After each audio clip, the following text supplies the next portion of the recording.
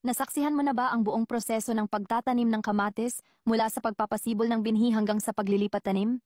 Panoorin mo ang aking paraan. Unang hakbang, maghanap ng isang maliit at hinog na kamatis. Durugin ito at direktang pisilin ang mga buto sa pagitan ng mga siwang ng basket ng gulay, gaya ng ginagawa ko. Takpan lang ito ng manipis na patong ng lupa. Huwag masyadong makapal para makahinga ang mga buto. Pagkatapos ay bahagyang wisikan ng tubig gamit ang spray bottle araw-araw. Maging matiyaga at sa loob ng 3 hanggang 5 araw sisibol na ang maliliit na berdeng punla. Ikalawang hakbang. Kapag ang mga punla ay umabot na sa humigit kumulang 5 sentimetro ang taas, ilipat na ito sa seedling tray para sa hiwa-hiwalay na pagpapalaki. Ikatlong hakbang.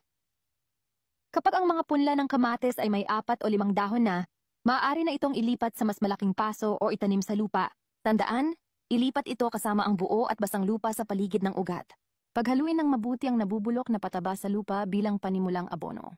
Huwag tabunan ng lupa ang mga sanga o dahon dahil maaaring mabulok ang tangkay. Sa panahong ito, alagaan ito ng maayos, at sa loob ng 2 buwan ay maaari mo nang anihin ang sarili mong masaganang kamatis. Pitasin mo lang at kainin ng direkta. Kung natutunan mo na ito, subukan mo na agad. Huwag kalimutang mag-post ng mga larawan ng paglaki ng iyong mga kamatis sa comment section.